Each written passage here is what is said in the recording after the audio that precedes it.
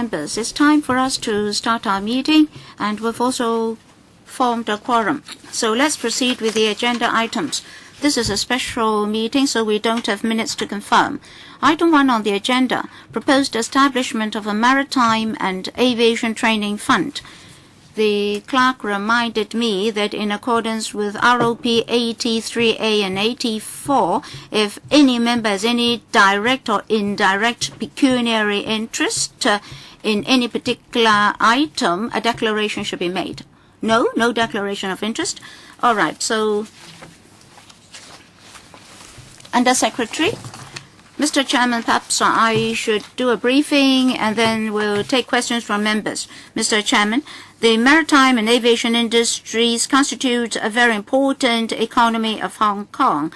A number of services like maritime law, insurance, financing, vessel management, aircraft maintenance and repair, etc., are involving 100,000 jobs. In the 2013 policy address, the CE said that he would consolidate and upgrade Hong Kong's status as a logistic, shipping and aviation hub. And in terms of port terminal, the shipping industry will be further developed and fostering the clustering effect so as to head towards high-tech. To implement that goal, in this year's budget, the Financial Secretary had allocated $100 million for the setting up of a Maritime and Aviation Training Fund to train relevant personnel and for relevant development projects. Given the present circumstances, the administration will actively promote and establish a talent base.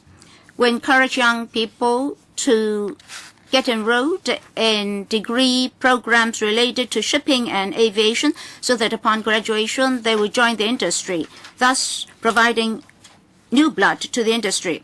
As for students engaging in training programs, will try to enhance their international experience so as to widen their horizons, and then would also boost their professional qualifications and experience.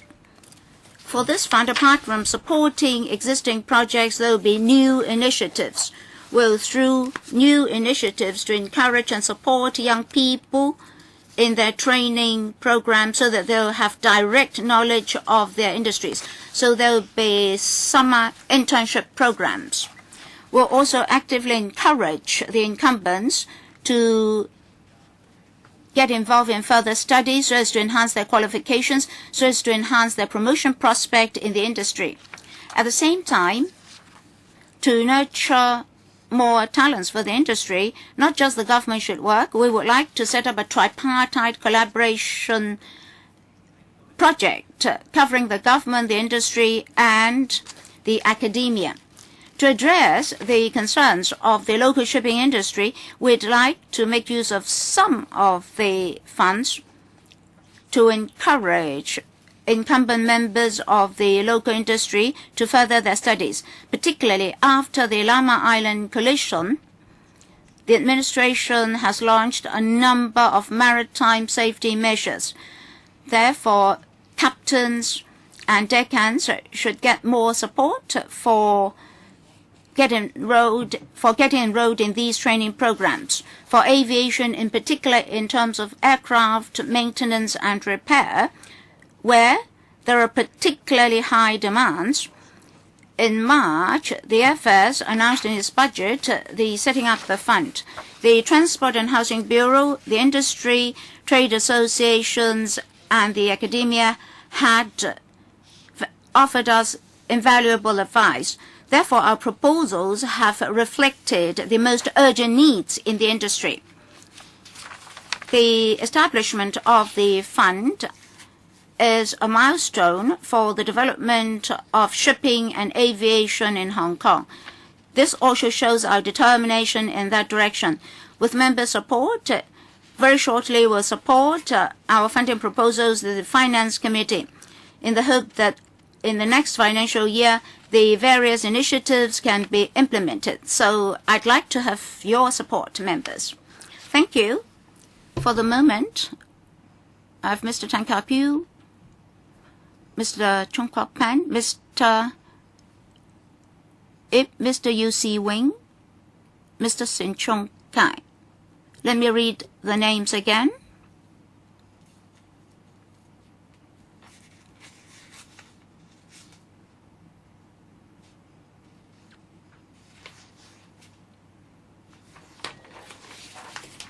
In order that you can prepare yourself better, let me read out the 9 names. Chan Kam Lam, Chan Han Pan, Abba Chan, Stephen Ho, Tan Ka Piu, Frankie Yik, Chung Kok Pan, Yu Si Wing, and Sin Chung Kai. All right, 4 minutes each. Chan Kam Lam first. Thank you, Mr. Chairman. Chairman, at the moment, for the shipping industry and the aviation industry, the manpower shortage is really serious. In particular, we understand that for local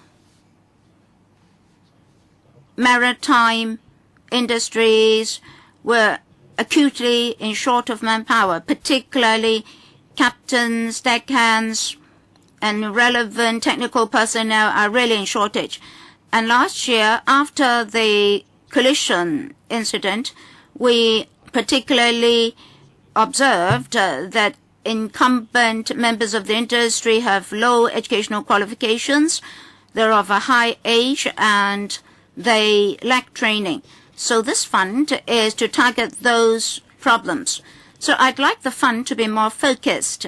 How can we enhance our effort such that more young people can join the industries? Apart from increasing salaries, training, technical training is also very important. I'd like to know whether the Bureau and relevant departments have any plans to attract young people to these training programs. Apart from offering a subsidy, is there any other thing that we can do to attract more people to join the jobs that don't require a very high educational qualification? Mr. Chairman, in this training fund, apart from ocean-going vessels, OGVs, will also address manpower shortage for the other vessels. Under this fund, we'll have a number of tasks. We hope that the government, the academia, and the industry can discuss ways and means to address the problem. We would like to provide training to the incumbent members of the industries. For example, earlier, the industries told us that they have some training programs like radar operation and the use of professional equipment. They would like us to provide more subvention so that they can launch more programs. We also discussed with the industry the entry salaries. We would like to make improvement, and we're discussing with the industries, including working hours, entry qualifications, qualification attainment, and examination timetables. The Marine Department has started a review and has conducted consultation. As soon as possible, we would like to work out some practicable solutions together with the industry. Thank you, Chairman. Chairman, for those who are receiving training, I'd like to know their age groups. We do have training programs underway. So what people are involved? From the information in the paper, I can see that for local maritime jobs, there are very few training programs. Sometimes the trainees may become insurance agents or even clerical officers instead of really joining the maritime professions. Well, basically, these training programs are on actual operational experience at sea. As for more professional qualifications or even clerical and administrative or civilian work, maritime experience is also required. So there are two aspects here. On the one hand, we'd like to attract more people to the frontline jobs or deckhand jobs. We would like to attract younger people. In this regard, at the moment, particularly for local vessels, the incumbent members are relatively older. After a period of training and after accumulating experience, these people can join more professional industries like vessel management and insurance. Well, I believe other members will ask similar questions. Mr. Chen Hanpan. Mr. Chairman, I understand that the government is establishing this Maritime and Aviation Training Fund, which I welcome. But all trades and industries are competing for manpower. For example, for CIC programs, after a 6-week training program and 6 months internship, the person will get at least $10,000 a month. It's just like the advertisement said, upon graduation, trades and industries will be grabbing manpower. And therefore, these graduates will say, ha, ha, ha, they just laugh. But for these trainees in the maritime industry, the entry salary is only $6,000. Everybody would like to have a good prospect. Well, after 18 months of training, there's only a $6,000 subsidy. Should you not increase the subsidy level? $100 million, will it be effective enough? Will you consider boosting the subvention level? I think you're referring to the incentive scheme. Well, the administration is now proposing to increase that monthly subsidy from $5,000 to $6,000, but then that's only offered by the administration, so that's under the SGTIS. But then other than the employer paying them the money, actually they'll be getting more than $10,000, so it should not be anything less than what their counterparts might be getting. And of course, it depends on the company if they might decide to pay more. So on top of the government's subsidy of $5,000 to $6,000, actually they'll be getting more. So for the 18 months of training, so they'll be getting more than $10,000, or they are getting only $6,000. So which is true. Yes, the administration is only offering $6,000, but then for the ship company itself, you can call that a subsidy, or you can call that basic wage or basic salary. So they'll be offering no less than $4,000. So together, they would be getting more than $10,000. So after 18 months, what's going to happen to them? Do you have any statistics? Well, after the internship, they can get some professional promotion. Well, if they are going for ocean liner training, actually the prospect is quite good. I can provide you with an example. I think members would like to know, all right, during the 18 months, 6,000 plus 4,000, so 10,000 together. But how about after the 18 months training? Well, for ocean going, we understand that that's not a problem. So what's going to happen after they have completed the 18-month training? All right, they can take this certificate of competency test. They will be getting up to $30,000. So that's for class 3. What if they do not pass the examination? That's the first professional examination for class 3 deck officer. So after the 18 months, what's going to happen to them? Because you're telling us the top salary. What about the average salary? All right, as soon as they get the qualification, they'll be getting $30,000. But what if they do not pass the examination? It depends on their performance, because the company will be looking at their own performance in deciding how much they'll be paid. Well, what's the percentage of passing the examination? 30%, 50%? getting $30,000 a month? Well, I'll defer to the Marine Department. All right, am I coming through? Yes. Well, let me supplement on this. Well, as far as the Marine Department is concerned, for people who have passed the professional examination for Class 3 deck officer exam, it's not very difficult. Well, whether it's 80 or 90%, I'm not able to give you a definitive answer. But then normally they should be able to pass that Class 3 examination. It's a professional exam. All right, next, Albert Chen. Chairman, when I was young, I also took a few months training, and I also took the examination for engine operator. All right, I think nobody would say no to expanding the training program, but then you have to look at it at two levels, because if you look at Hong Kong's economy, all right, many trades do have manpower shortage, the medical doctors, hotels, and even for dish cleansing, we have a shortage of manpower in many trades and sectors. So it's about our economic policy and also our population policy. So what about the broad picture? How are you going to work that out?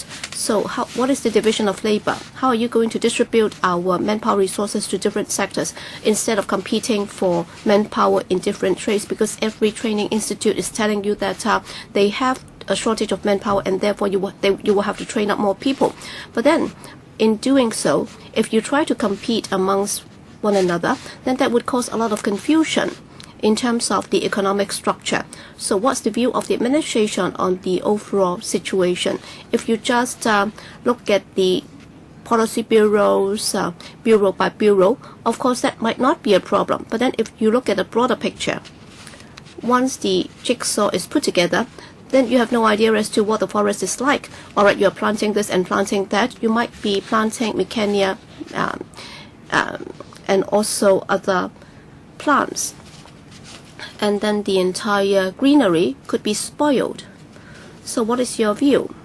If you do not have an overall picture, then it's not going to work out fine.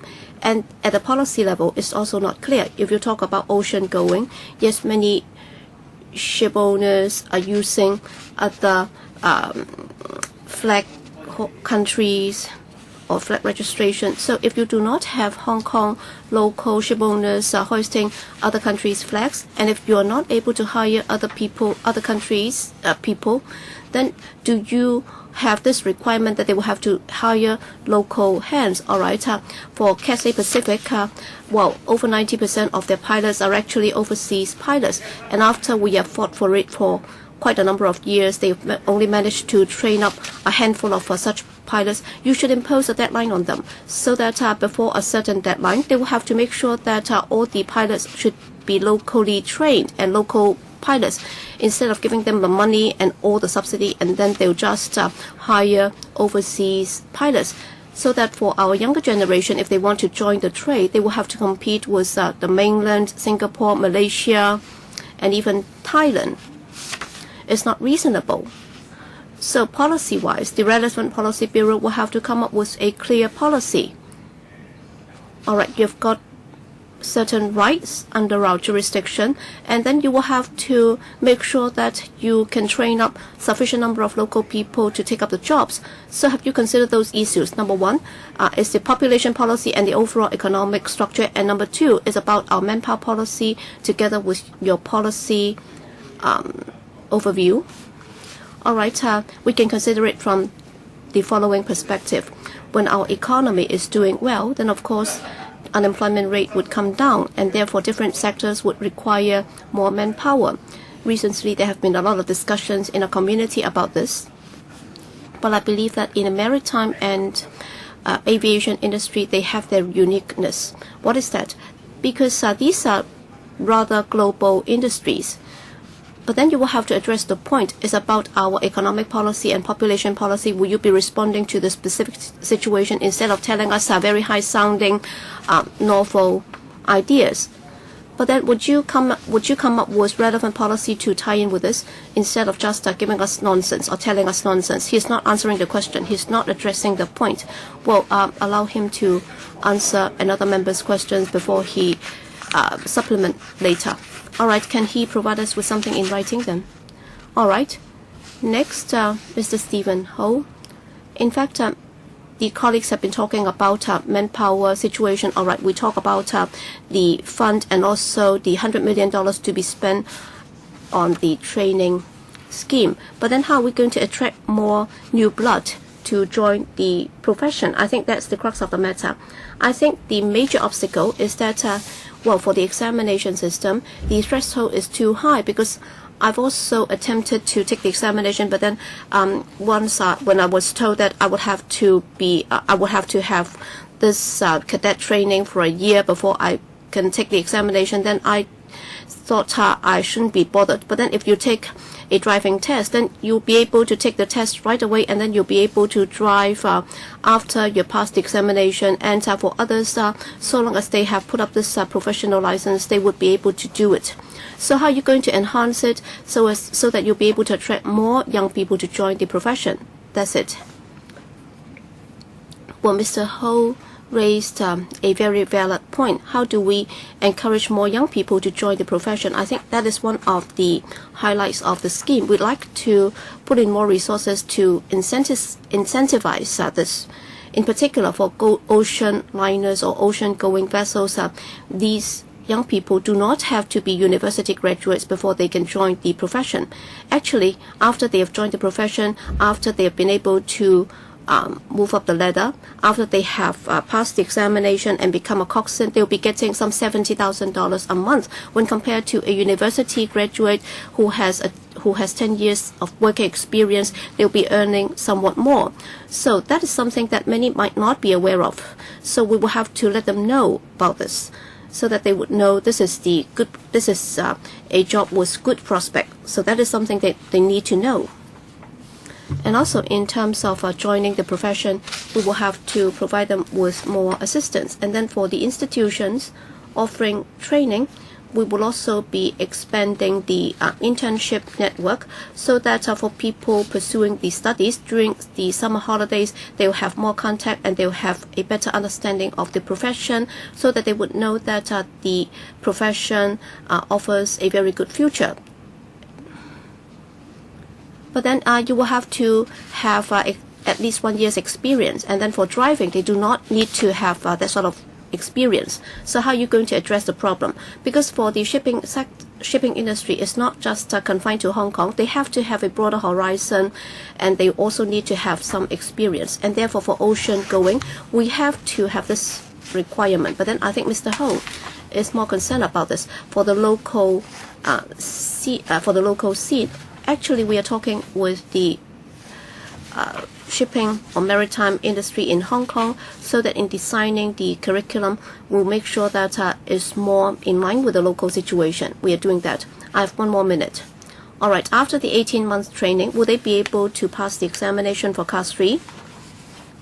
You're talking about local seamen. Well, I'll say a few words and then the director can supplement. So at what stage are you at what stage are you negotiating with the local shipping sector? Are you referring to local vessels or ocean going vessels? Well, it's under 15 meters long.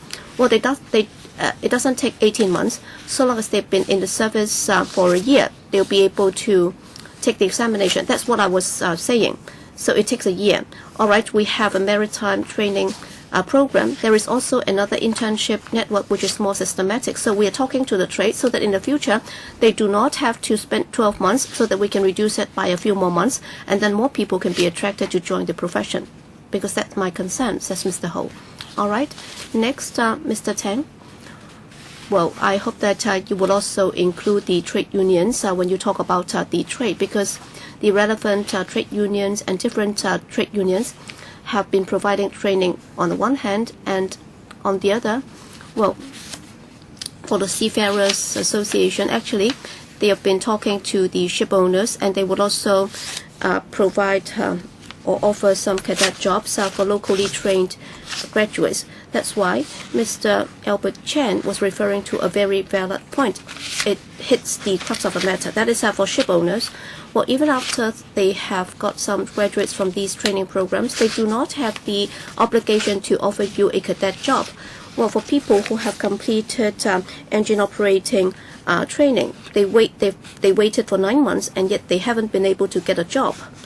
So according to the Seafarers Association, they told us that, as set out in the paper, for Hong Kong seamen, there was a female captain, but then as soon as she got the license for level 1 or the coxswain 1, they would be going back to land-based jobs, and then many ship companies or ship owners would rather hire people from Indonesia or even Philippines because they would not be leaving their job after they have got the qualification.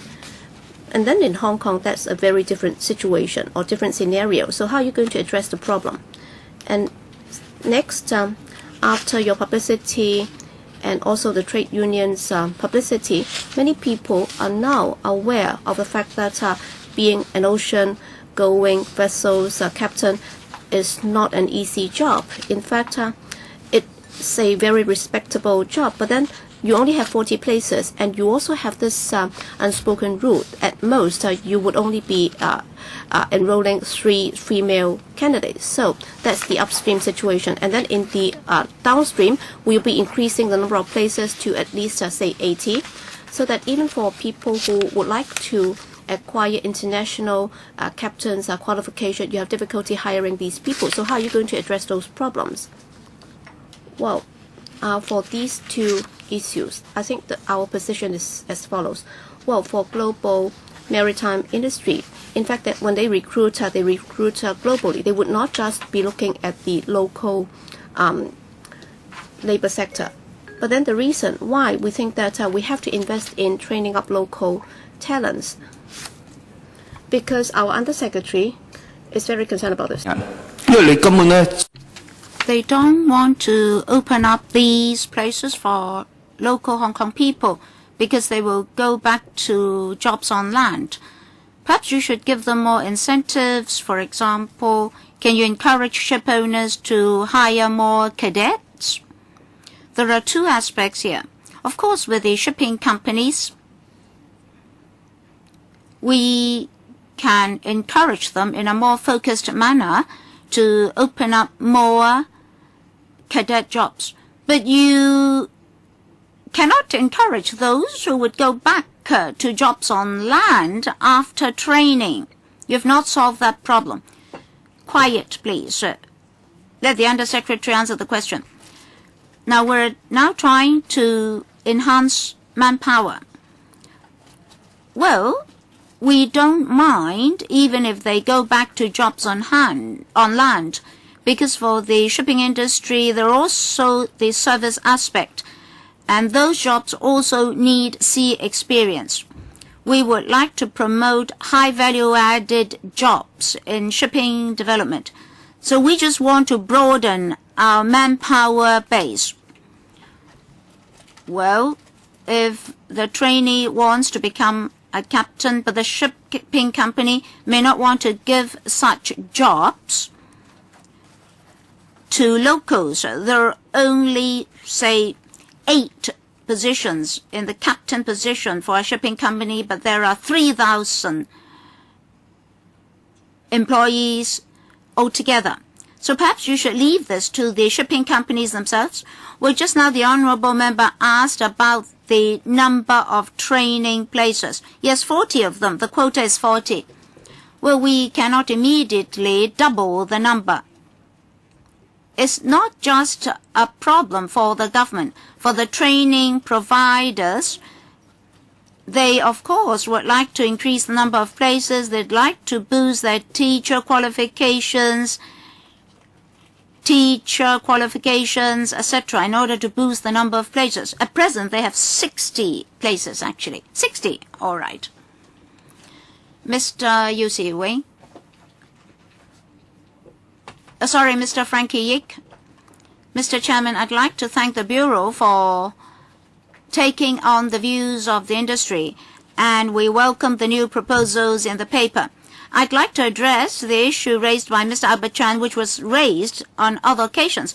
We asked about the direction of our industries. in particular, how our education system is to cope. That's not just one policy bureau that can address the problem. I think the CE has to map out the direction, and at the moment we don't see the direction. Now, the paper mentions support measures for the shipping industry to ease this manpower shortage. For ferry services, operation is difficult. The operators cannot hire enough people, and they cannot enhance the wages any further. Well, we heard that the level at the moment is $1,500. I'd like to know whether the Bureau will later boost the subsidy level. That's point number one. Next, just now Mr. Stephen Ho said that the requirements in the examinations are too high and 1 year training is too long. That's the view of the industry. And then for the 90 hours for the captain program, upon graduation, nothing is counted, not even the training hours and the experience and internship involved. But 90 working hours is really quite harsh. So can that 90 hours be included in the 1 year training? Or, as the Bureau said, the 1 year requirement will be reviewed and be reduced? First of all, I have to declare interest. I'm a director of Star Ferry. Maybe we're one of the benefiting organizations. All right, we'll put that on record. And I'm a member of the MIC. Yes, we'll put that on record. Under Secretary, Mr. Yik raised a number of suggestions. In the whole process, he had a high degree of participation and offered us a great deal of advice, whether exemptions can be granted, and for the other suggestions raised by Mr. Yik, I'll take them back for deliberation to see whether we can satisfy the industry. But then we have to strike a balance between the interest of the industry and operational safety. I believe later I'll explain more details to members. Can you include the 90 hours into the 1 year requirement? Precisely, my colleagues in the Marine Department are reviewing this and they're discussing with the industry. Later, we'll implement the specifics. In fact, we're heading towards the direction suggested by Mr. Yik. Yes, some rules and regulations may be outdated and too harsh. Mr. Christopher Chung? Oh, sorry, Mr. Chung Kok Pan. We now understand that there are 2,000 odd vacancies in the aviation industry. Now, how can we attract more people into the industry? Is there any survey on which job types are in most acute shortage of manpower? And how can we attract more people to these jobs? All right, we have this plan for a third runway. In future, how will your personnel training programs cope with the vacancies resulting from the third runway project? Under Secretary, Mr. Chairman, concerning vacancies, we noted that in 2 areas, the shortage is more acute. In aviation, aircraft repair particularly lacks manpower. Therefore, in the application of subsidy, we particularly focus on aviation engineering and aircraft repair and maintenance, and particularly for laborers in the airport and ferry terminals or container terminals, we particularly lack manpower. So the enterprises will, in accordance with the economy and their operational details, work out their pay scales. For the airport, traffic and transport may also pose a problem. So we're discussing with the airport authority whether any improvement can be made. As for how to address the demand for personnel training, we have this tripartite deliberation. So apart from the industry, the government, and the academia, we would like to have tripartite collaboration to see how we can implement various projects. We'll then oversee the implementation and progress of these projects so that we can gauge whether or not there's any room for improvement. What about the third runway? Well, the third runway. When we are to build the third runway, we'll need a lot more manpower in two respects. In the short run, the construction industry and relevant professions may need more manpower. Secondly, upon the completion of the third runway, the whole aviation industry will need manpower. Therefore, in terms of aircraft repair and maintenance, we'd like to put in more effort.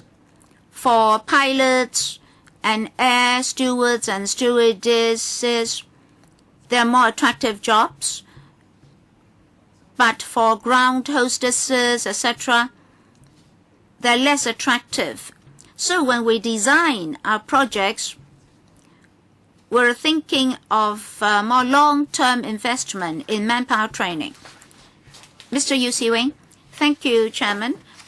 I'd like to refer you to the table in Annex A for the incentive scheme for frontliners and shore-based positions. About 100 people receive the incentives, and then for the universities, about 500 people receive the so-called incentives. Now for these frontliners and base staff, through these incentive schemes and subsidies offered by the government, how many people actually stayed in the industries? Now 500 received scholarships, etc., from the universities, for example. So the major problem lies with the frontliners. Well, amongst the 500 people, for example, how many studied law? Law studies or legal studies won't help with frontliners or lack of manpower on the front line. So would you give more incentives and support to training and support for frontliners? Yes, will you do more for the frontliners? Under Secretary, in paragraph 14 of the paper and note 5, relevant note 5, we've offered an explanation. Will 270 cadets in the maritime industry and 141 frontliners obtained professional qualifications, and they would continue in the industry. For scholarships, you can see that there are 150 students gaining scholarships. 98 joined the maritime industry or stayed in the industry in different jobs. So in the paper, we've given you the detailed figures. So in the past, even in the past, we indeed had trained professional personnel. For example, captains. Upon graduation, some had left the actual operations, but they joined other posts in the maritime industry. This time we propose to expand the schemes precisely on the basis of the experience we accumulated since 2004. Mr. Yu Si-wing, what about the 500 studying law? And 87 for the maritime scholarships. Over $10 million was spent on them. Where did they go? Under Secretary? Mr. Chairman, some of these graduates gained maritime knowledge. They joined the service industries, and they're precisely supporting the so-called tertiary industries. So we've actually expanded the whole personnel base. these people possess maritime and aviation knowledge. They may not work in shipping companies or airlines, but they can apply their knowledge in their actual experience. And their training and horizons were broadened, and there are special characteristics therein. And that's precisely what's in our mind when we do training. Mr. Chairman, 10 years have elapsed. In particular, in the past 5 years, the actual subsidies have increased. I'd like the administration to review the number of people subsidized and the amount of subsidies. So please go back and think about that, Undersecretary. Mr. Sin Chung Kai. Mr. Chairman, the final remarks of the Undersecretary are worrying. The whole project and all the schemes is to broaden the personnel base and to enhance their knowledge and experience. We would like the trainees to become useful to the industries. Well, $100 million, in fact, is not too much in money terms. If you use $100 million to train some people, but eventually these people don't remain in the industries, it's a pity. Now, when you design this support scheme or schemes, how can you allow the shipping companies and airlines, etc., to amalgamate these training programs with their own industries so that the trainees can become resources of the industries? In Hong Kong, we cannot compete with other jurisdictions, even if we have very good training programs, because the wage structure of other jurisdictions is not the same. So you cannot stop at training these people. Numbers are not suffice. Numbers do not suffice because, say, if your trainees upon graduation join the TV industry, then it would not be benefiting to the two industries. Well, it's very difficult. How many councillors here studied politics? I studied science, a science discipline, but I'm now a councillor. Mr. Chairman, over half of those received a scholarship remained in the industries.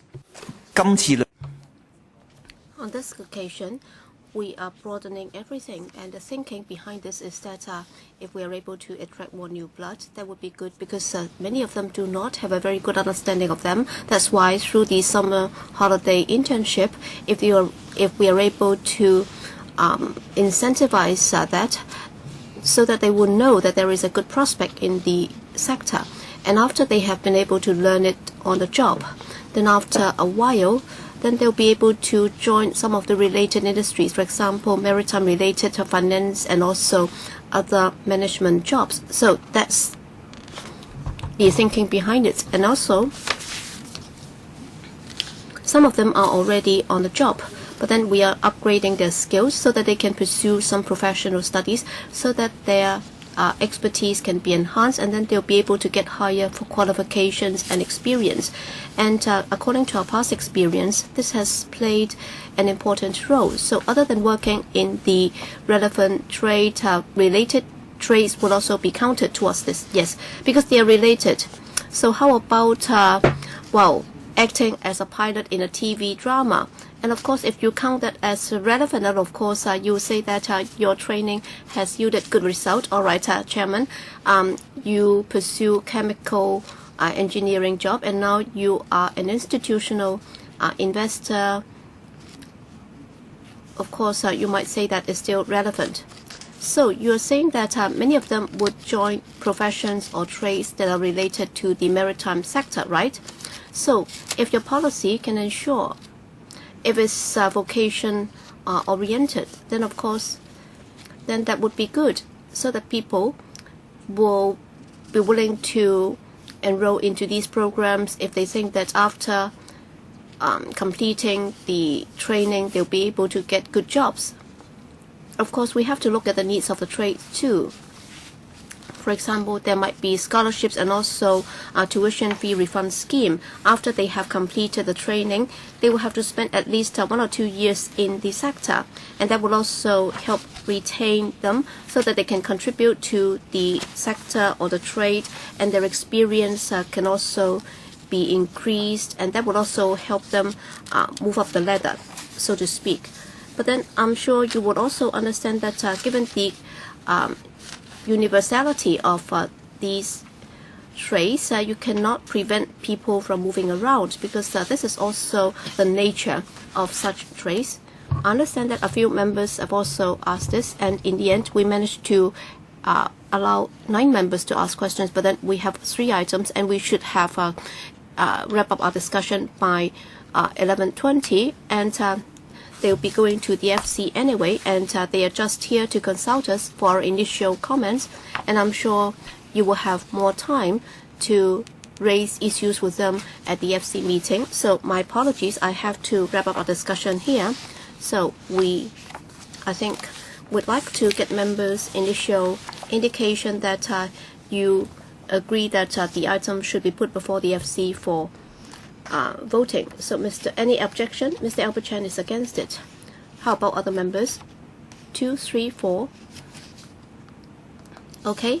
How about the others? Are you abstaining? All right, 5. So basically, the vote is in favor. So officials, now that you have seen the response, so most members agree that you should go to the FC, so please think about it. Next item. Alright, do we have to replace the team of government officials? Okay, so let's wait for a while.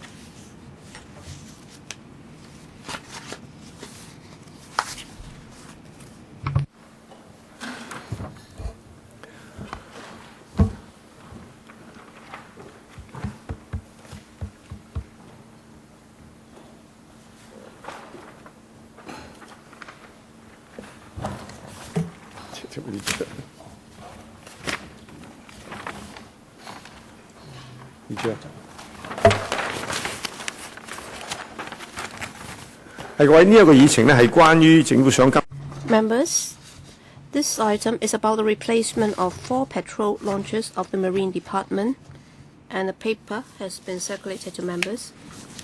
And I don't think I need to introduce the officials because we have already overrun on our time. So which one of you would be taking us through the paper? Yes, thank you, Chairman. I'll be walking you through the paper briefly. All right, the Marine Department would like to replace its existing 4 patrol launches. Well, since 1995, they have been commissioned, and it's been 18 years since then. And according to the Government Fleet Division of the MD, they think that the time that would be needed for repairing and maintaining those vessels that would go up, and also it's more cost-effective to replace the 4 launches, and therefore taking into account the lead time required for completing the procurement, including tendering and construction and so on and so forth, it's necessary for us to get FC's funding early next year in order to start the preparation work. And for the replacement of 4 launches, the recurring expenditure is $46 million, and then it's expected that they will be able to be commissioned in 2017, and there will be state-of-the-art piloting, navigation, and there are radar, compass, global positioning system, very high frequency, and AIS, and so on and so forth. So that would also help support the work of the Marine Department. We hope that members will support our proposal to replace the launches. Thank you, Mr. Albert Chan. Chairman, in principle, to replace and update the facilities and equipment, that should be supported. But then if you look at some of the basic issues, I hope that through this paper, can we ask the Marine Department to pay more attention to it, so that in terms of its administration and management, can there be some improvement?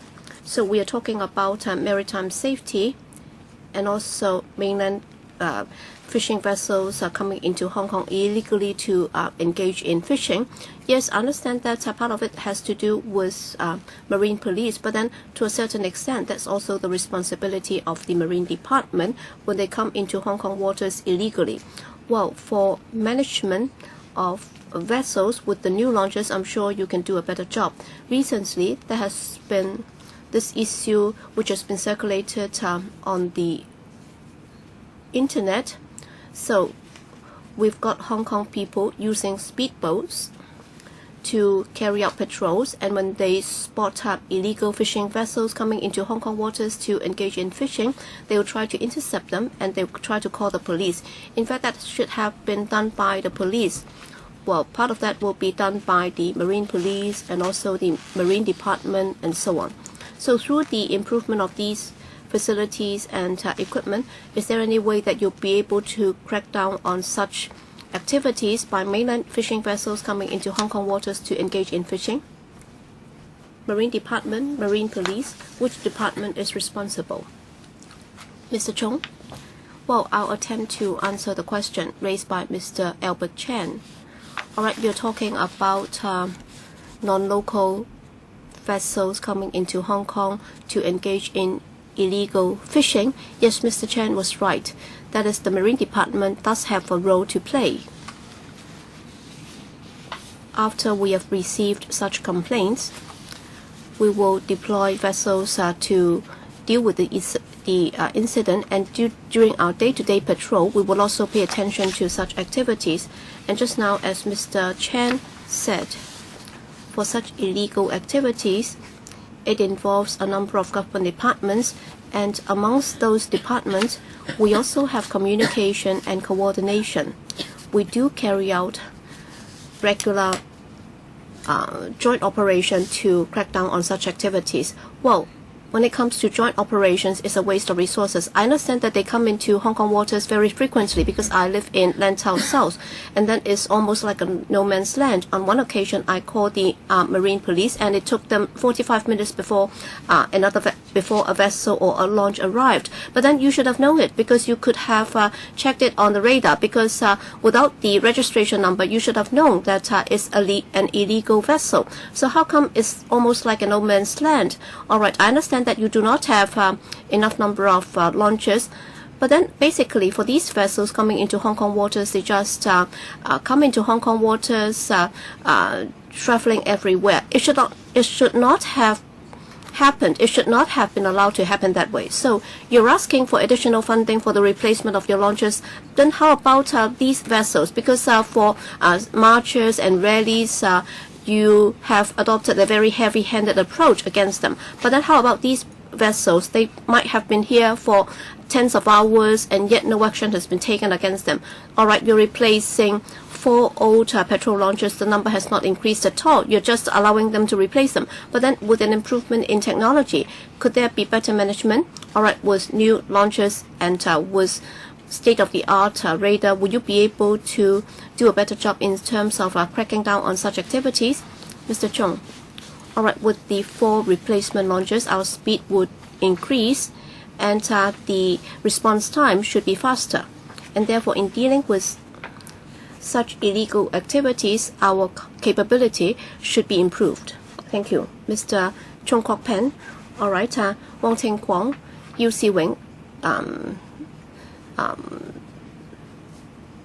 Mr. Chung, all right, with a replacement new car, the fuel consumption would be lower, and then the horsepower would also go up. But then on this occasion, actually the additional cost would go up by some $3.6 million. For the 20-year-old launches, you have to spend $4.3 million, and now there is a saving of about $700,000. But then with the launches which have a higher horsepower, does that mean that the fuel consumption should come down correspondingly? And how about these old launches? Are you going to sell them or what? Well, for the new launches, well, they should be consuming less fuel, and yet their horsepower should go up. Why? Is it because of their energy efficiency? Who is to answer the question? Yes, your microphone is on. Well, for the main problem, other than what the honourable member just said, yes, you're right, in the sense that for new vessel, yes, they'll be consuming less fuel, but then with a bigger launch, yes, the horsepower will have to go up correspondingly, and therefore, relatively speaking, they will have to consume more fuel. So there is no alternative, because we have a larger vessel, and the length is longer, the breadth, and also the horsepower would be about 3 times the existing launch. That's why.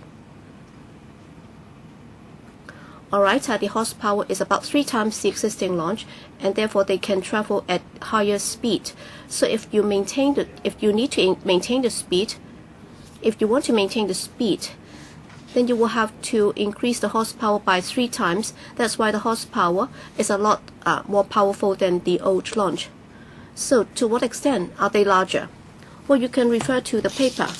Alright, for the old launch is 13.7, and now it's gone up to 16 meters. And then in terms of breadth, as you can see, it's also somewhat broader. It's up to 4.5, and originally it's 4.2, and also for the draught it's 1.13, and now it's 1.7. So it's a lot bigger. So you have the experience. Alright, it's slightly longer. So does it require a 3-time or 3-fold horsepower? Well, he did not mention the speed, and probably the maximum speed would be somewhat higher than the existing one. Yes? Yes, when compared to the existing launch, the speed has not increased too much. It's about 20 knots. So it's the new launch. So it's not that much longer, but then it's the draught. So that's according to our current estimate, and that's according to the ship manufacturer. And if we want to maintain this speed, then the horsepower will have to go up. Mr. Chairman, this is where the problem lies. The speed will not be enhanced, so why is it that with a higher tonnage and a higher operational cost, we need such costs just wider by 3 meters? Well, I think you should compare the tonnage. What's the tonnage for the old launches or existing launches and the new launches? It may not be much longer or much wider. The speed may not be enhanced by too much, but I think you should compare the tonnage.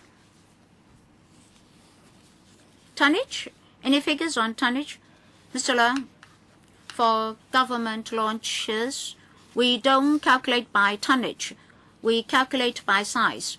For merchant ships or commercial ships, they use tonnage. For these launches, we don't abide by a particular proportion. That is, by how much the ship is bigger, then we'll enhance the manpower by how much.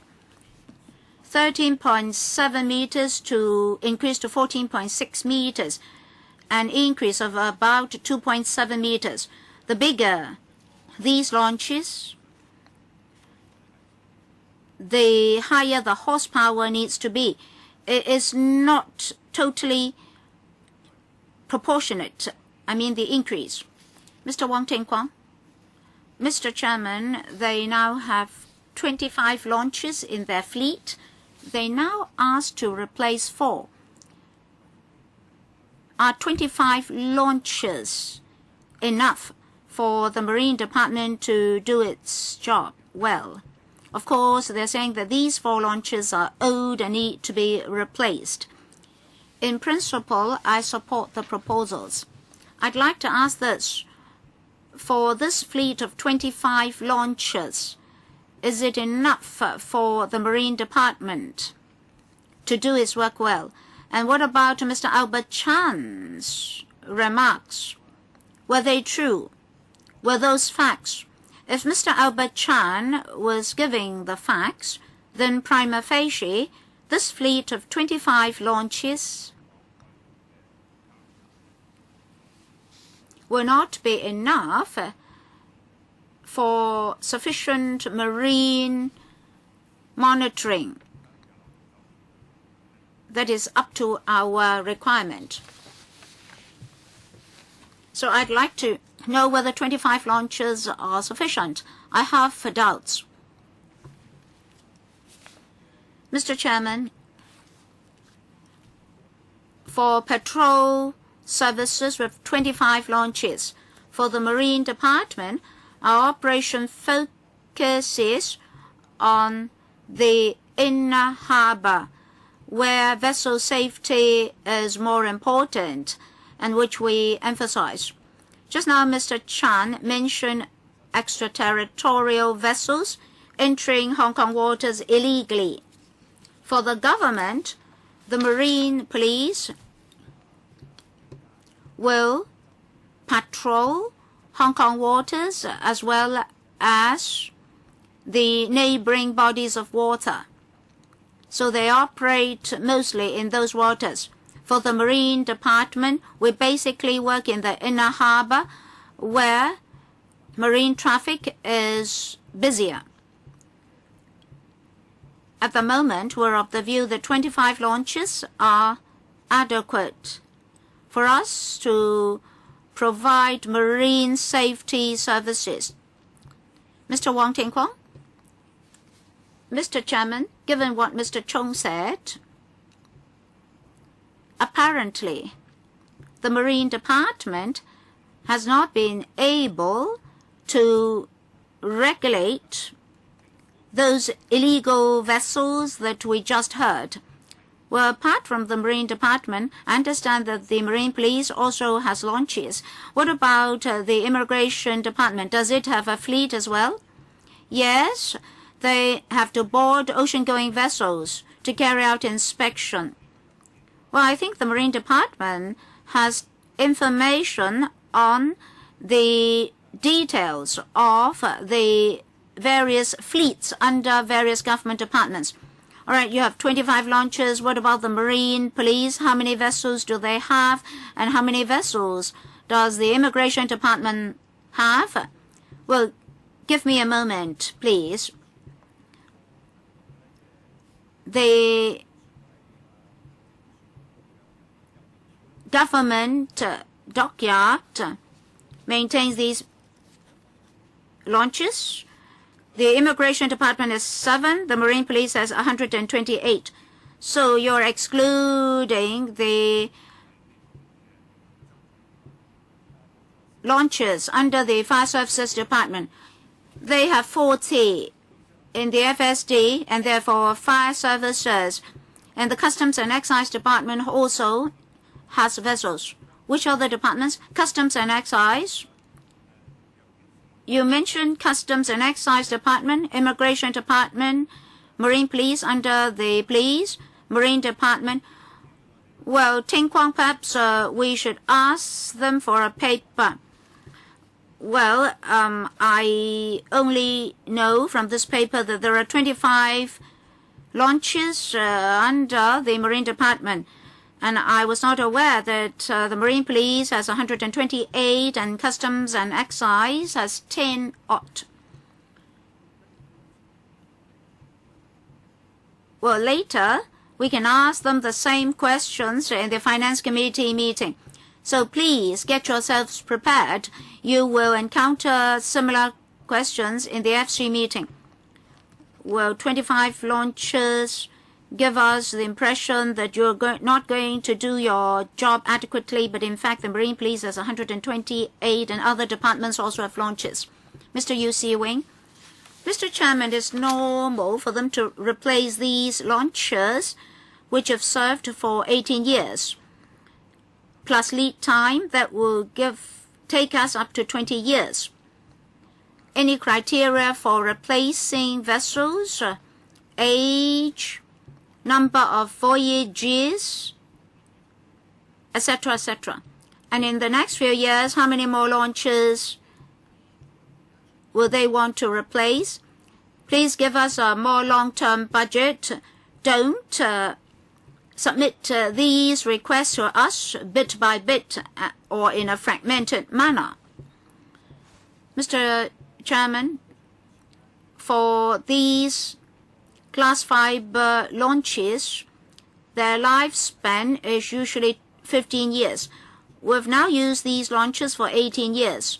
So what do we do? When these launches approach 15 years of age, our examination will be conducted in more detail to ascertain what's the most cost-effective way to operate the launch concerned. That is, we should continue to maintain it or replace it. For a metal hull launch, it can last up to 20 years. When it approaches 20 years, maybe at the age of 17 or 18 years, we'll examine the hull to see whether the whole launch needs to be replaced or whether it is more cost-effective to continue to maintain and repair it. So we do have such a mechanism.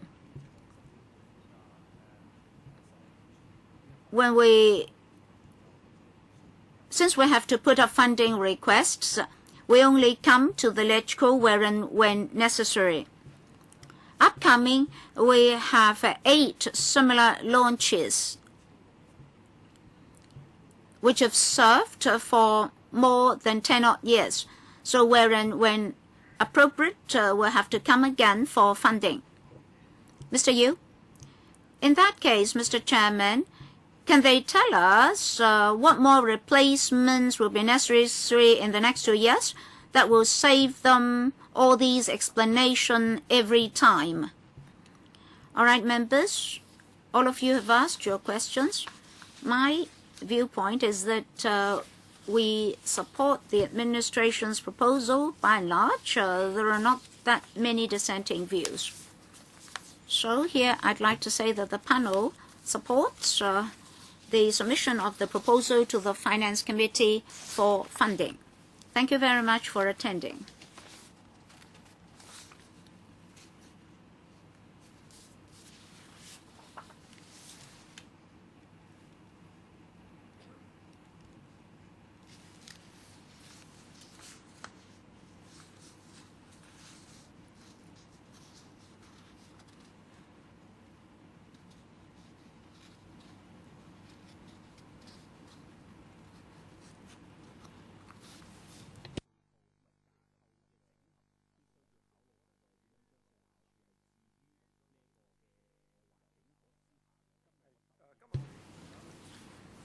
The final item on the agenda today is proposed legislative amendments to the competition ordinance relating to the competition tribunal.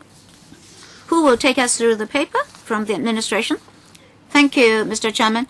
I'm pleased to attend this special meeting of the panel on economic development of the LegCo to introduce to members the proposed legislative amendments to the competition ordinance, the CO, relating to the competition tribunal, the tribunal. Ever since the enactment of the ordinance, we've kept in close contact with the judiciary and the administration to prepare well for the phased implementation of the CO. The judiciary is now preparing for the operation of the Competition Commission, the Commission. For example, in terms of rules and regulations for trial. It is proposed that the CO be amended technically in certain respects and to make consequential amendments to other pieces of legislation. These amendments are to ensure the effective operation of the tribunal, and there are 3 major categories. The first category covers proposed general powers for the functioning of the tribunal to arrive at more clarity and certainty. Next, for the judiciary administrator and relevant judicial officers, we would like them to have sufficient powers to discharge their duties. The third category covers amendments related to other pieces of legislation, so as to arrive at consistencies with all levels of courts. Now, these 3 categories of amendments are very important for the future operation of the Commission. So before the ordinance takes effect, these amendments should be effected. We've already briefed the Commission, the proposed legislations, and consulted the Bar Association and the Law Society. They are largely in support of our proposals. We're now preparing the amendment bill such that by the middle of 2014, we'll be able to introduce the amendment bill to the LegCo. As for the details of the amendments, I'll defer to Mr. Esmond Lee of the Judiciary for the details. Well, basically, we target the general powers of the tribunal for enforcement powers, levying interest on damages and judgment debts, as well as enforcement of mandatory penalties. We'd like to add in certain provisions to provide that if certain fines are not paid on schedule, the fine will become a debt and be mandatorily required for repayment. And the Commission will have a power to stop the debtors from leaving Hong Kong. And there should also be a payment arrangement to pay off the debts. And we'd also like to have some rulemaking powers for suitors' funds rules. The second category of amendments covers the powers relating to the registrars. The CEO should be amended to give the judiciary minutes, the registrars, to have some simple judicial work, for example, to handle applications before trials. This is similar to the arrangements for the High Court. That is, to reduce the workload of the judges sitting on the tribunal. And other proposed amendments are also within the ambit of the registrar. As for consequential amendments, they're mainly related to the interaction and corresponding measures between the CO and other pieces of legislation. These are set out in paragraphs 31 to 41 of the paper. All right. Mr. Dennis Kwok. Thank you, Mr. Chairman. When I read paragraphs 23 to 24, I understood that they're related to the registrars. For the tribunal, it has its own registrar and other registrar-related positions. For the High Court registrars, they have a heavy workload. Now, if you want to transfer a person there to serve as the registrar of the tribunal, then that person will have to take care of his task in the High Court as well as his task in the tribunal. So I'm viewing this from a resource point of view. Do you need to create new posts for these tasks? Because you also said that in paragraph 24 that the registrar's work is rather heavy. So I'm asking this. Thank you. We do understand the additional workload. That's why early this year we have already created this deputy registrar's post in order to deal with the related work. So he'll be working full-time on this. So you refer to the deputy registrar, right? So he'll be working full-time at the competition tribunal, is that right? Well, the current arrangement is that we do not have a full-time registrar tasked to deal with the competition ordinance, because this is not the most effective way of using the resources. So by creating this post of a deputy registrar, then there will be 10 such posts in the High Court, and we believe that with 10 registrars, they should be able to cope with the work of the High Court together with the tribunal. So one person will be doing 2 tasks simultaneously. So I hope that you will keep that under review, because I'm somewhat concerned, because for registrars working at the High Court, their workload is already very heavy. And if they have to take on this additional task of the tribunal during the initial period, well, the tribunal might not have a very heavy caseload, but then when the cases build up, then you will have to review the situation. Yes, sure. Okay, next, Mr. Christopher Cheung. In paragraph 1516 of the paper. Sorry, speaker's not coming through. Alright, you talk about the loss that could be incurred. And then he will have to pay for that, but then the amount would be equivalent to the benefit that he will obtain. I think is too little, because as far as the conglomerate is concerned, it's just doing one deal less. Well, under the SFO, you'll be punishing him and he'll be fined 3 times of the breach, and the proceeds that he might get out of that will not just be taken back from him, he'll have to pay more. So have you considered that? Why is it that the penalty is so low, and what is the thinking behind this? Well, we do have this penalty regime in place, and as Mr. Cheung is aware, under the ordinance with regard to 10% of their turnover for the past 3 years, that would also constitute part of the fine. For the details, I'll defer to my colleague, Mr. Wu. Well, yes, Mr. Cheung was referring to Schedule 3.1p. That's an order to be issued by the tribunal. Anybody who acts in a violation of the CO, the proceeds will have to be taken back from him. But then, as the Undersecretary said, well, under Section 93, it says that if you breach the CO, then the maximum fine would be 10% of the turnover for the local turnover. So if it continues for a year, you can fine it for 1 year, and maximum it would be for 3 years. We believe that that should already have a sufficient deterrent effect. But will you be consulting the public on this? So will the CO be put out for public consultation so that the stakeholders will be able to give their views?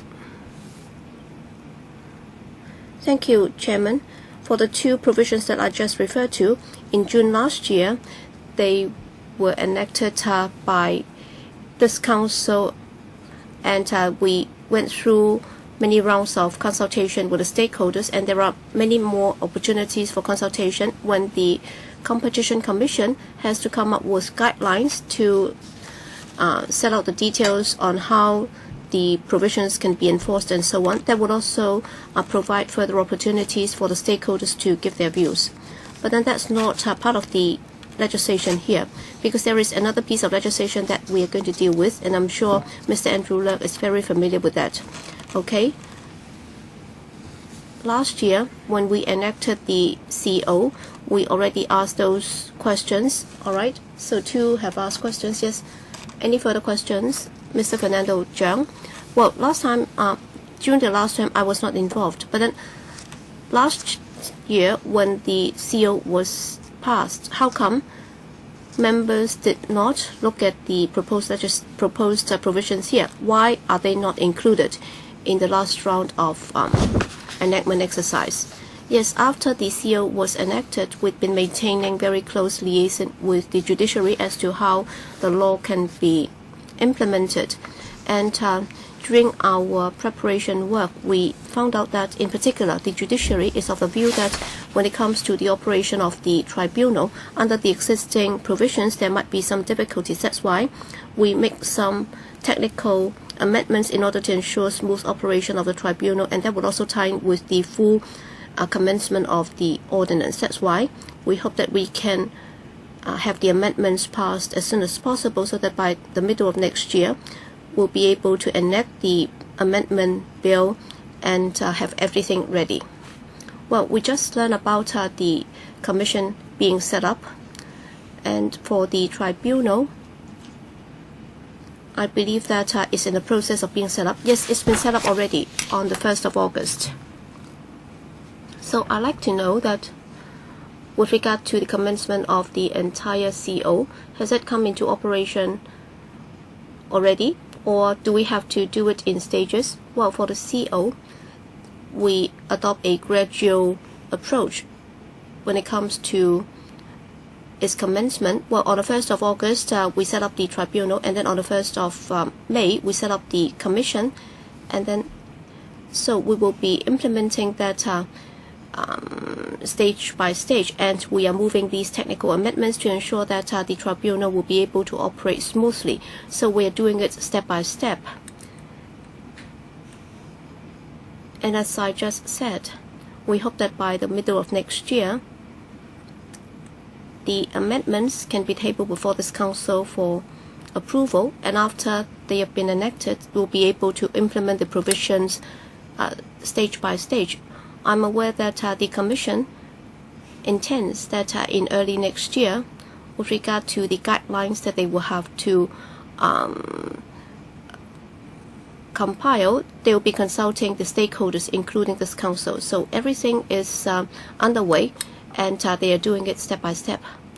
All right, we will have to look at the principal legislation, because if you want to have everything ready, then it will take a long time. That's why when this council approved that legislation, we decided that things should be done step by step. So I'd like to know if there is a specific timetable, for example, when the guidelines will be completed. And just now, the administration also said that they would like to commence the operation of the CO step by step. So can we be given more details? Yes, we'd like to do it as soon as possible, but then we will have to wait till the operation or the preparation is complete. For example, the technical amendments, and we also have to wait after the Commission has come up with all the guidelines, and after all the stakeholders and this council have been consulted. Indeed, we'd like to implement it right away, but then we will have to make sure that things are ready. So you have not been very specific about the commencement date. So can you give us a rough estimate, a year, 18 months or what? So we would not be pinpointing that if you're not able to live up to that promise. We hope to do it as soon as possible, Chairman, because, well, after all, we have to discuss it with this council when it comes to amendment of the legislation. All right, what is your current estimate of what needs to be done and how long it would take? I think Mr. Andrew Leung might be able to answer the question on your behalf, because he knows it well, because he was the chairman of the Bills Committee. So he was very familiar with the principal legislation, because he was the chairman of the Bills Committee. Mr. Leung, can you help? Yes, I'm also a member of the Commission. That's why I know it well. We are actually recruiting many people globally. So we will only be able to complete the recruitment in the first quarter of next year. And they will only be able to report for duty in around April or May for the first batch of officers, and we have engaged a consultant who is now working on the guidelines. So you are a member of the Competition Commission that was set up in May? Yes. So we expect that towards the end of next year, we'll be able to issue the guidelines. So that's end of 2014. And then after the consultation, we'll be able to implement them, and then the administration will then come up with the commencement notice for this council to enact, and according to our current estimate, it will take about 18 months. So we don't have anybody sitting in the Secretariat. We are working very hard to interview all the candidates. We hope that in the first quarter we'll be able to recruit them, and it will take about 2-3 months before they can report for duty. So before the middle of next year, we should have all the key posts filled. So that's the timeline. Unfortunately, we can't do it overnight, because in Hong Kong we do lack many of these talents and professionals. All right, Andrew, thank you for your assistance, because you're not just a member of this panel, you're also a member of the Commission. So that's a rough idea as to when things can be done. Yes, I understand that the Commission will take time to complete this work, but then some of these can be done simultaneously. Yes, they are already being done in parallel. All right, so we are talking about a rough timeline of about 18 months. Is that right? Yes. Mr. Leung? Yes, I'll ask Mr. Wu to supplement. Yes, this is Mr. Wu. Yes.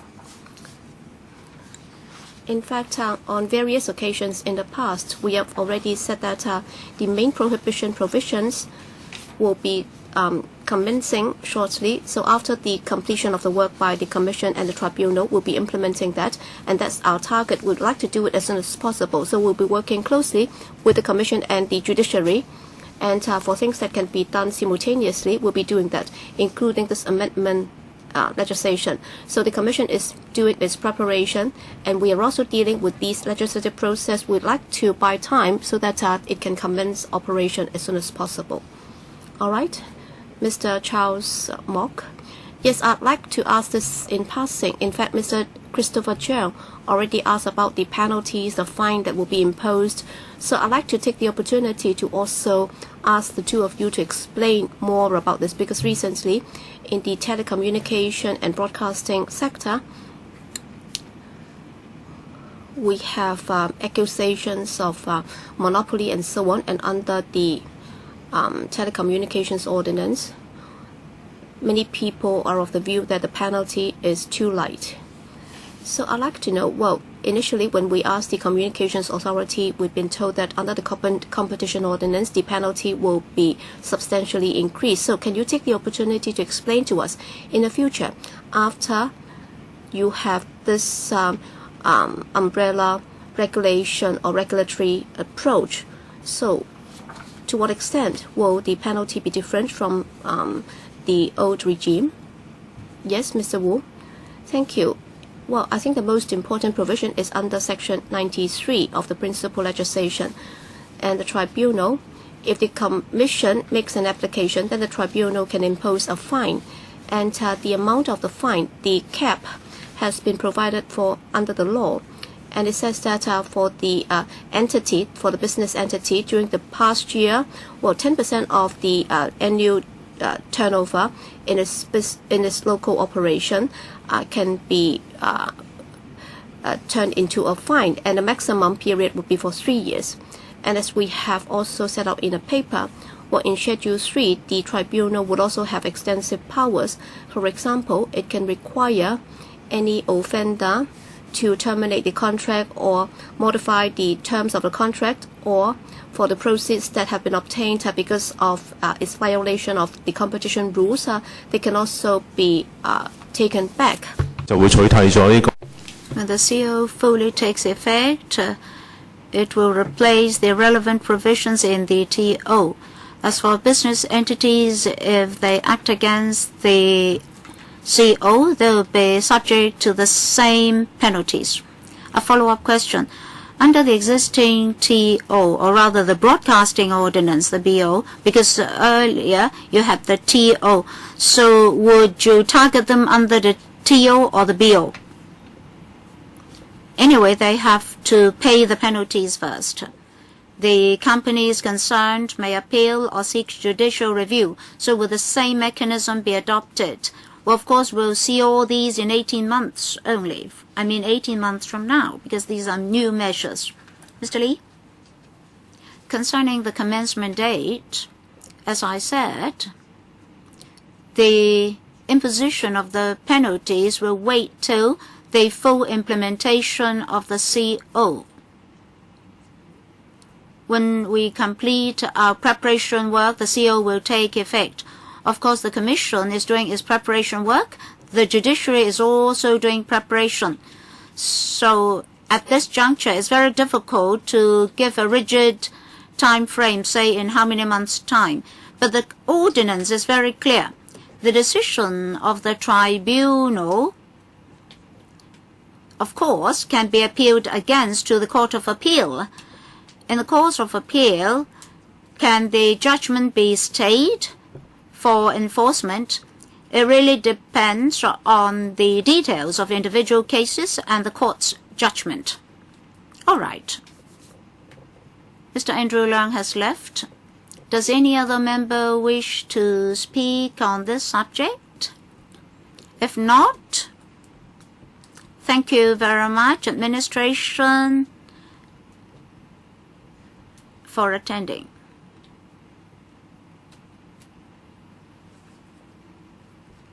I don't see any opposition from members, so I don't need to ask members whether they support the proposals. members did not say that they do not support the legislative proposals from the administration when they ask questions. So we'll wait till the amendment bill to come. I'm sure the Legislature will set up a bills committee to get concerned about this. Thank you very much for attending. Any other business? Any other business? If not, sorry, the speaker is not coming through. The speaker is not coming through. How is this related to the AA? Sorry, let me finish what I'd like to say.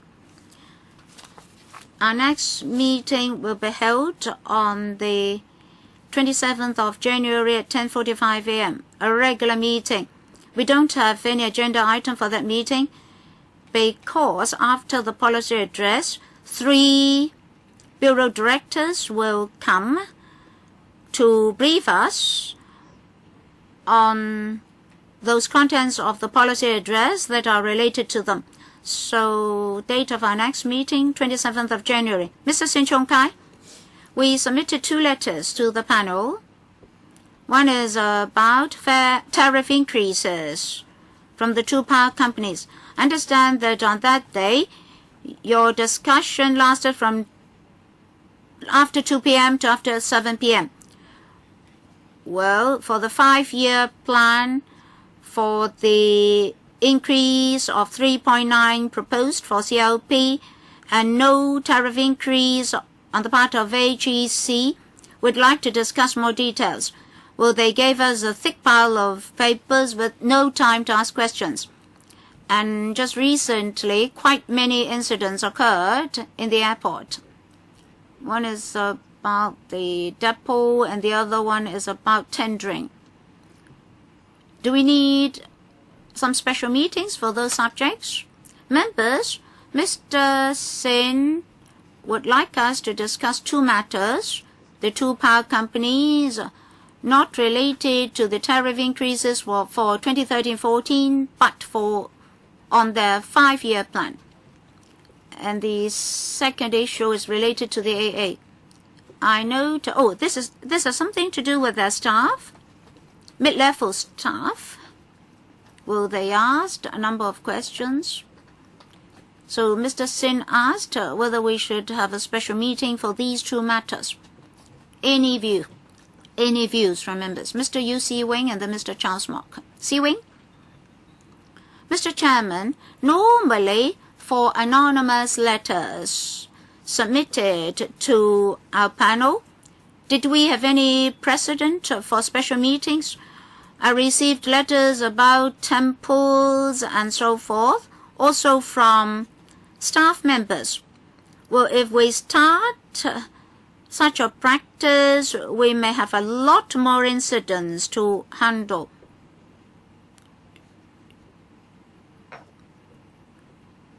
Well, the Secretariat also reminded me that we had received 2 letters from Mr. Sin Chung Kai, and we should ask the administration first. We had actually referred both issues to the administration, that is the 2 power companies and the AA. I understand that the 2 power companies have submitted replies to us. Those replies are also very long. If these long answers still cannot answer our questions, then of course we can call a special meeting. So I'd like members to read the letters from the 2 power companies first. As for the second issue, we've written to the AA asking the AA to give us a reply as soon as possible so that we can answer the staff members. But of course, as mentioned just now, those letters from the staff are anonymous letters. We don't know to whom we should send a reply. Anyway, we should wait for the reply from the AA so that we know the explanation on those allegations.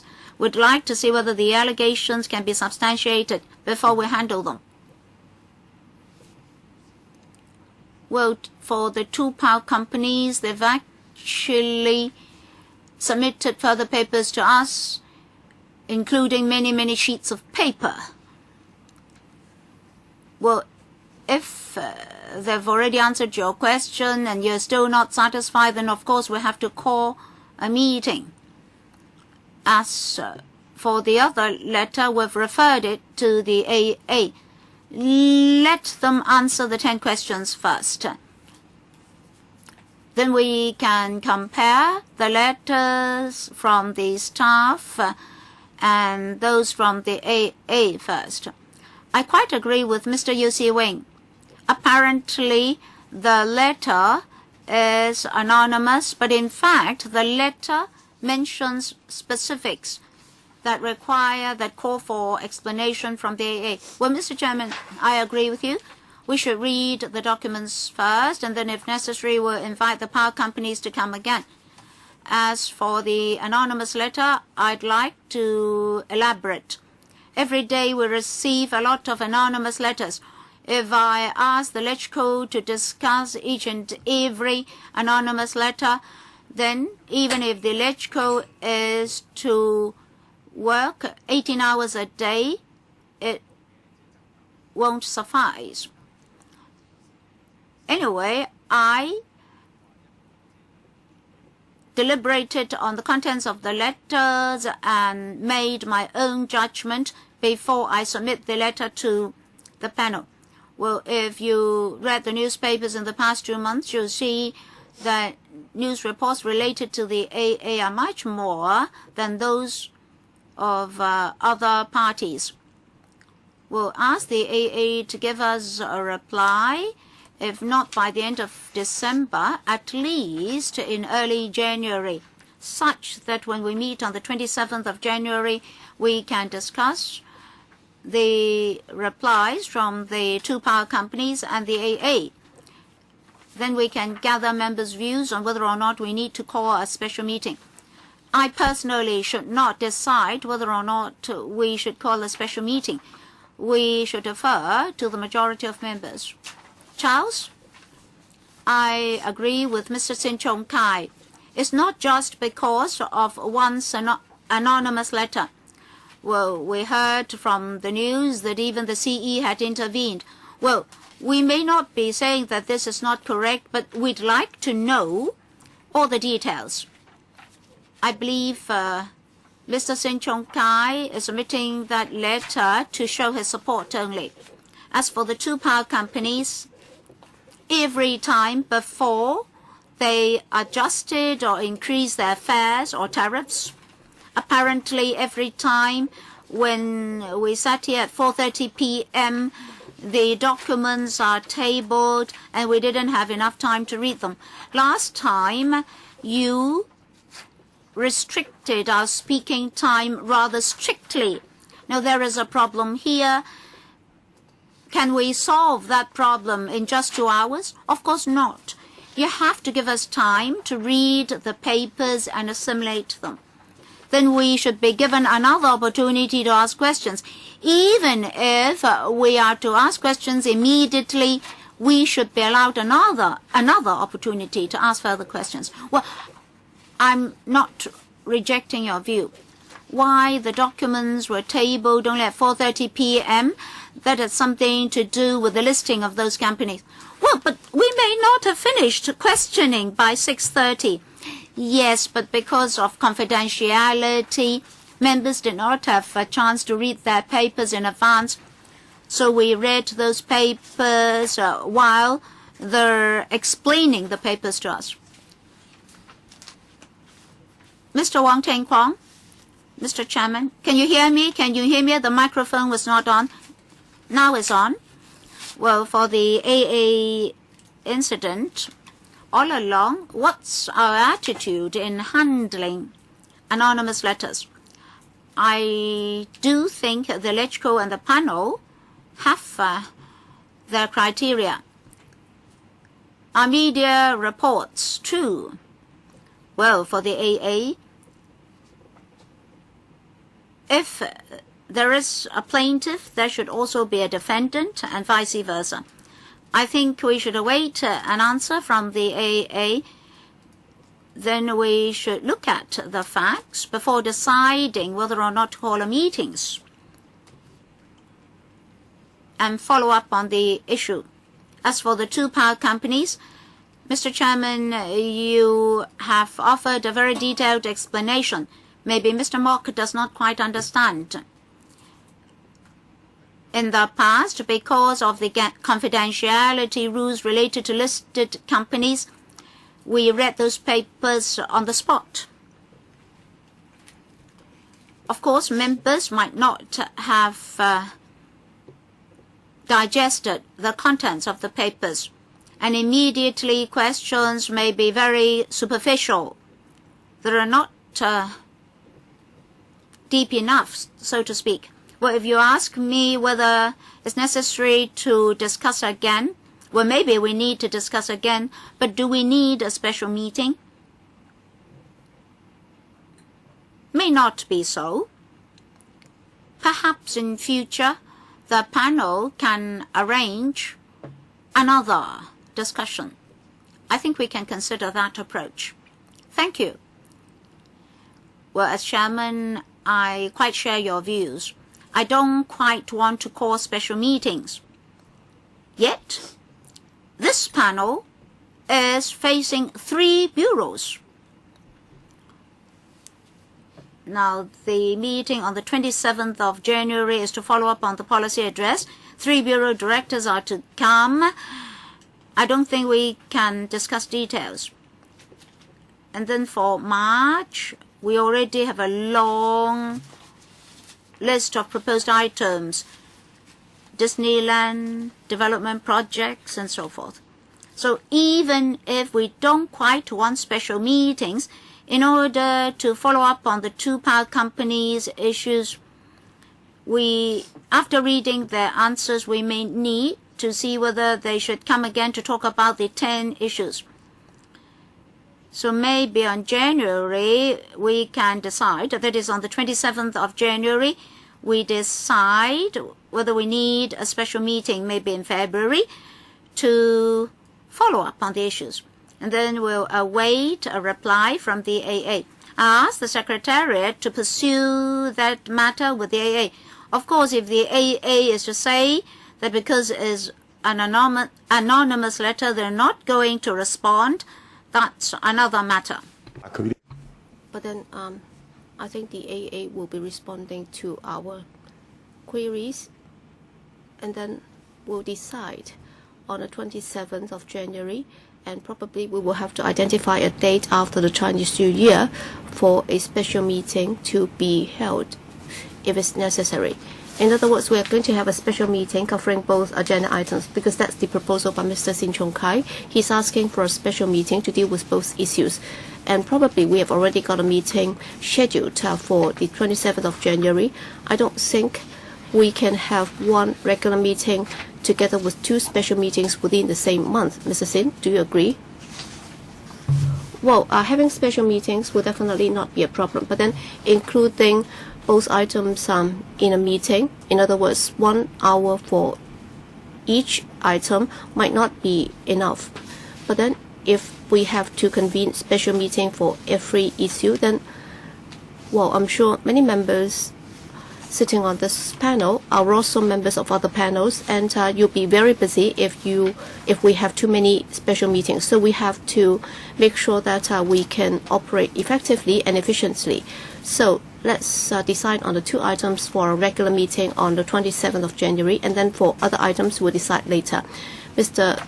Mock, well, I understand that for listed companies, there might be a need for meetings to be held at 4:30. It's not that I'm not aware of the fact that they are listed companies. That's why they can only provide the information to us after 4:30. But then whether or not it's providing us the information at 1:30 or 7:30, yes, of course, I'm aware of the need for them to provide the information at 4:30. It's just that we don't have enough time for that. I've been very careful about this because initially the administration proposed 3 items, and one of them is the Maritime and Aviation Training Fund. And I told them that it's not possible for us to deal with 3 issues at one meeting because I remember we had more than 10 members asking questions on that occasion, and each given 4 minutes would already cost or take up more than 40 minutes. That's why for the two power companies, in particular for the 5-year plan, well, it's not just about this year. We are talking about something into the future. So should we have a special meeting in January or February? I don't think it's not that urgent. So I think having a special meeting sometime after the Chinese New Year should be okay. Alright, it's 12:30. Fortunately, we managed to wrap our discussion on the earlier items early. So the next meeting on the 27th of January at 10:45. Thank you. Meeting is adjourned.